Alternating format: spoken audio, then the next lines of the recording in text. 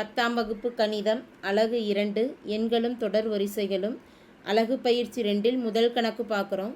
எல்லா மிகை முழுக்கள் எண்ணுக்கும் n² - n ஆனது 2ஆல் வகுபடும் என நிறுவுக என கேட்கப்பட்டிருக்கு.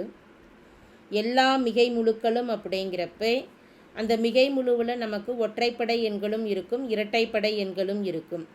இப்போ கொடுக்கப்பட்டிருக்கக்கூடிய எண்ணாவது மதிப்பு n² - n ஆனது 2ஆல் வகுபடும் என நிறுவுக அப்படின்னு காட்டுறதுக்கு இந்த n² - nல் எண்ணுக்கு பதிலாக முதல்ல ஒரு ஒற்றைப்படை எண்ணும் இரட்டைப்படை எண்ணும் தனித்தனியாக கொடுத்து 2 கேஸில் இந்த மதிப்புகளை நம்ம நிறுவுகிறோம்.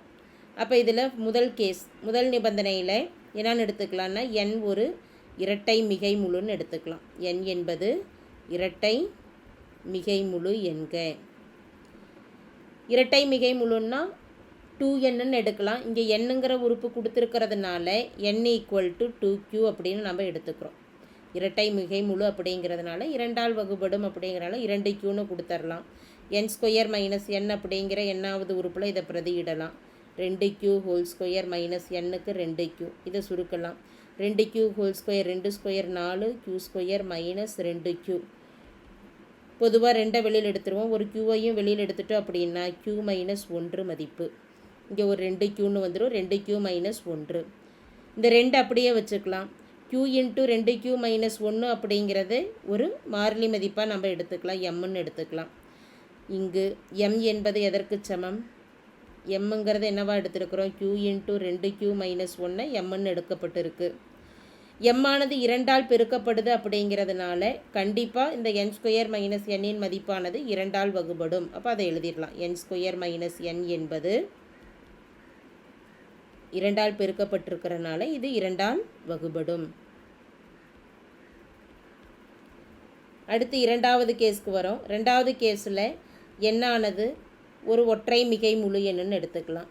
ஒற்றை மிகை முழு. இரட்டை மிகை முழுங்கிறப்ப எண்ணுக்கு பதிலாக 2qன்னு எடுத்தோம். ஒற்றை மிகை முழு அப்படிங்கிறப்ப அதனோட ஒரு 1 கூட்டிக்கிட்டோம்னா இரட்டைப்படை எண்கள் நமக்கு என்னவாகும்? ஒற்றைப்படை எண்ணாக இருக்கும். அப்போ ஒற்றை மிகை முழுவின் பொது வடிவமானது n = 2q + 1 என்க.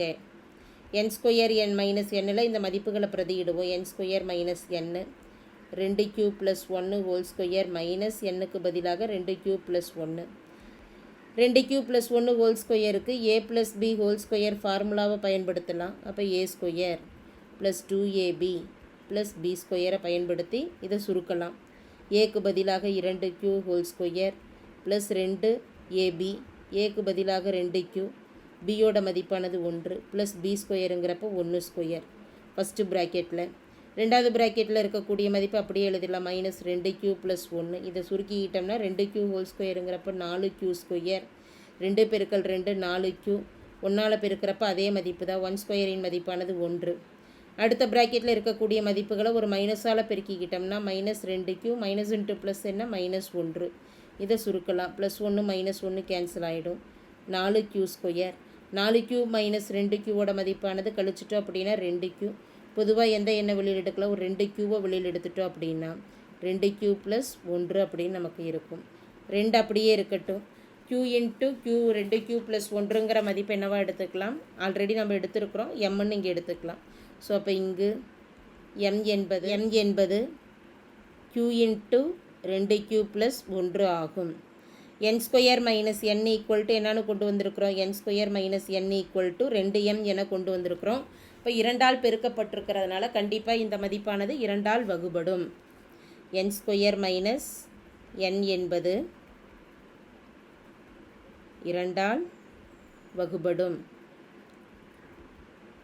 எண்ணுக்கு ஒற்றை மிகை முழு எண் கொடுக்குறப்பையும் சரி, இரட்டை மிகை முழு எண் கொடுக்குறப்பையும் சரி 2ஆல் வகுபடுறதுனால இந்த மதிப்பு பொதுவாகவே எதனால் வகுபடும்? 2ஆல் வகுபடும். Therefore n² - n ஆனது எல்லா மிகை முழுக்கள் எண்ணுக்கும் 2ஆல் வகுபடும். தேங்க்யூ.